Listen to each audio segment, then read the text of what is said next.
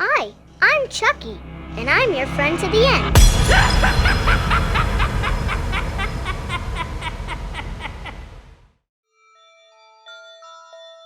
I've never been a huge fan of horror movies, but I've definitely heard of the Chucky films.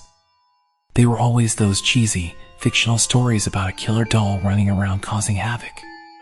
So, when I bought that Chucky doll as a gift for my friend, Matt, I never thought in a million years that it would turn our lives into a real-life horror show.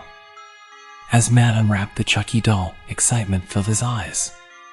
He was a big fan of horror movies, and he couldn't believe he now had his very own good guy doll. Little did we know that this doll, just like in the movies, was possessed by an evil force. The innocent-looking doll suddenly became a conduit for unimaginable terror.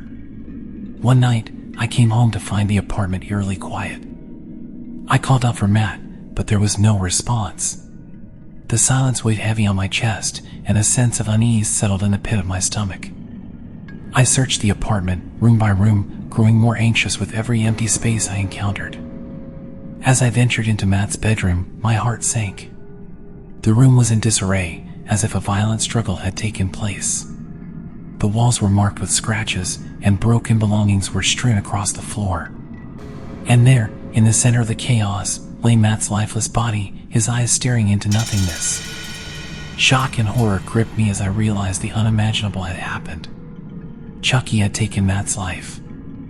Fear coursed through my veins as I turned my attention to the doll sitting on the shelf, its plastic face seemingly innocent, yet hiding a malevolent spirit.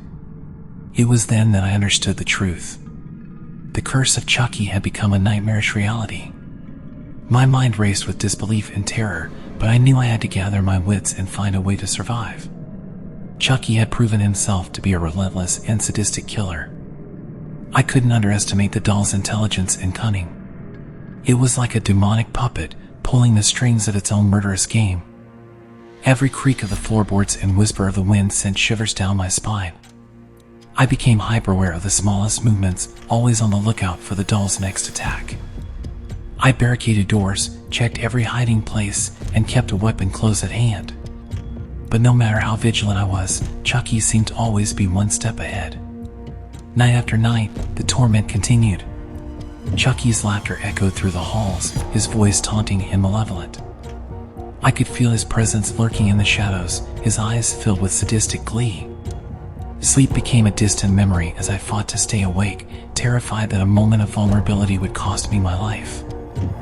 I sought help from anyone who would listen, but who would believe such a tale? The doll that came to life, wielding a knife and leaving a trail of death in its wake. It sounded like the stuff of nightmares, a horror story too absurd to be real. Yet, the evidence was there, the lifeless body left in Chucky's wake. With each passing day, I grew more determined to end this reign of terror. I researched ancient curses, occult rituals, anything that could provide a glimmer of hope. But time was running out, and I knew I had to confront Chucky face to face. In a final act of desperation, I lured Chucky into a trap. The room was dark, lit only by flickering candlelight.